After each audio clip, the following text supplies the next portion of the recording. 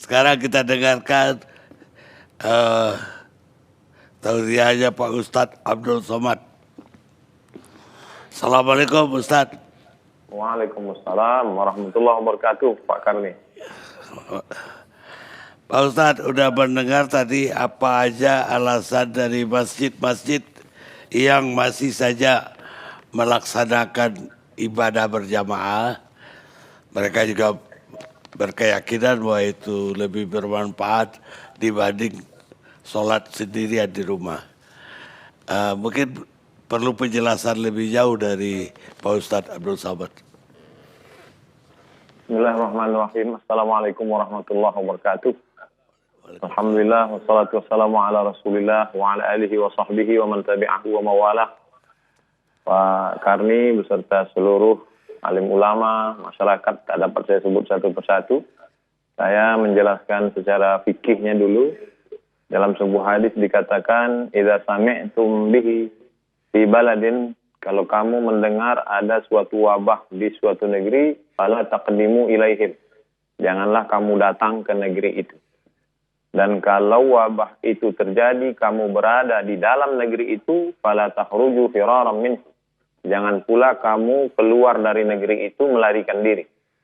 Inilah yang disebut sekarang dengan social distancing atau lockdown atau PSBB. Jadi perlu kita pahami bahwa zaman dulu itu, seperti kota Al-Madinah, Al-Munawwarah zaman dulu, itu ada tembok di sekelilingnya. Lalu kemudian ada pintu gerbangnya.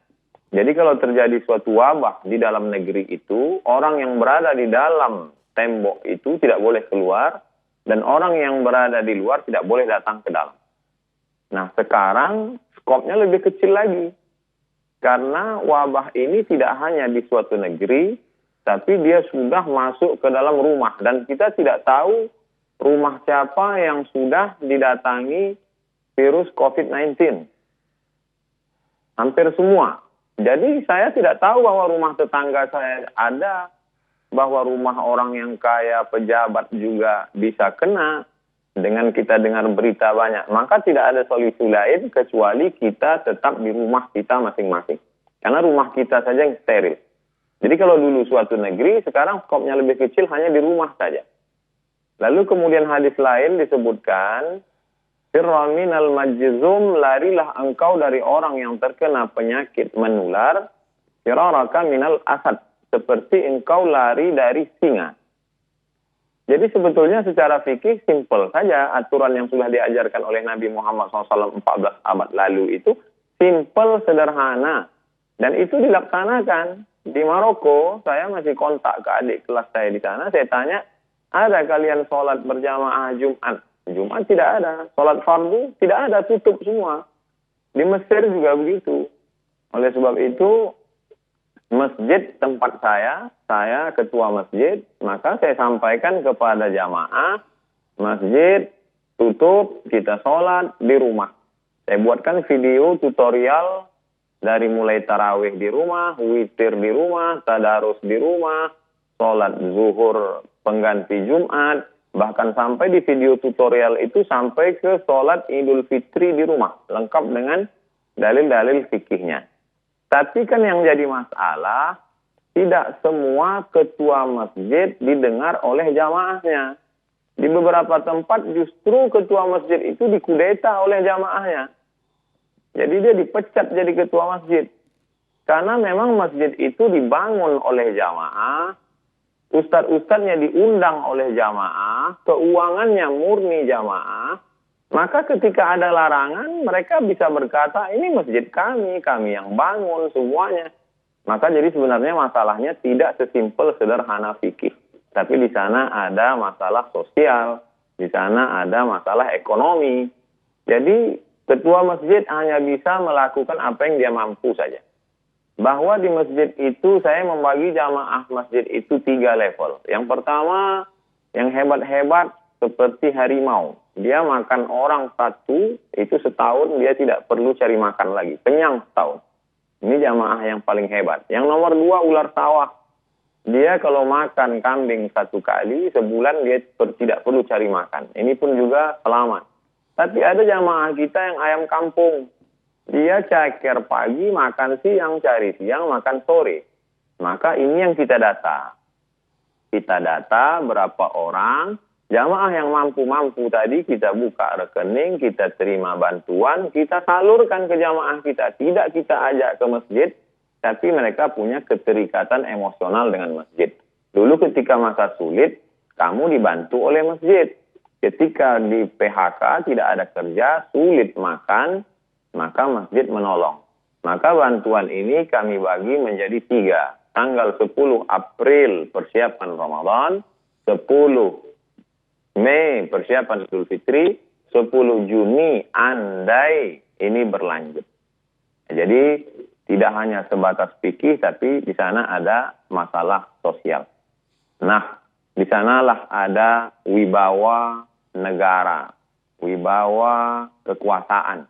Oleh sebab itu, insya Allah jamaah akan mendengar kalau mereka perutnya kenyang, kalau mereka ada bantuan dan lain sebagainya.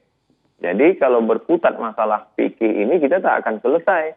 Karena dia akan pakai pendapat ini, banyak sekali. Tapi yang saya terapkan di masjid di tempat saya, kita tutup sampai nanti insya Allah ini damai, selesai, barulah kita buka lagi sholat. Tentang masalah sholat tarawih, orang bisa sholat tarawih di rumah. Karena Nabi SAW pun sholat tarawih malam pertama, malam kedua, malam ketiga, Nabi tidak keluar lagi. Khasyitu an tufrada alaikum, aku khawatir nanti diwajibkan kepada kamu. Maka Nabi sholat sendiri. Lalu kemudian bagi yang ingin sholat tarawih di rumahnya, maka dia berjamaah. Begitu juga dengan witir, begitu juga dengan tadarus Al-Quran. Adapun tentang masalah sholat Jumat, man tarakal jumu'ata salasa marratin, siapa yang meninggalkan sholat Jumat 3 kali tahawunan, karena menyepelekan Jumat, karena meremeh-temehkan Jumat. Adapun pada saat takut, pada saat khawatir, maka dalam Islam diajarkan la tulqu bi'aidikum ila tahlukah. Jangan kau jerumuskan dirimu ke dalam kebinasaan. Hanya saja memang wabah zaman dulu berbeda dengan wabah zaman sekarang. Wabah pada zaman dulu hanya terjadi di Mesir saja. Syekh Ali Jum'ah pernah menulis bahwa dulu penduduk Mesir pernah 20 juta, lalu ketika diserang oleh wabah hanya tinggal 2,5 juta saja. 17,5 juta semuanya habis. Bahkan ketika mereka ingin menolak bala ini, mereka kumpul bersama, membaca Sahih Bukhari, bertawassul kepada Allah, diharapkan dengan membaca Sahih Bukhari ini, maka wabah ini akan hilang. Justru dengan berkumpul ramai itu, wabah makin menyebar.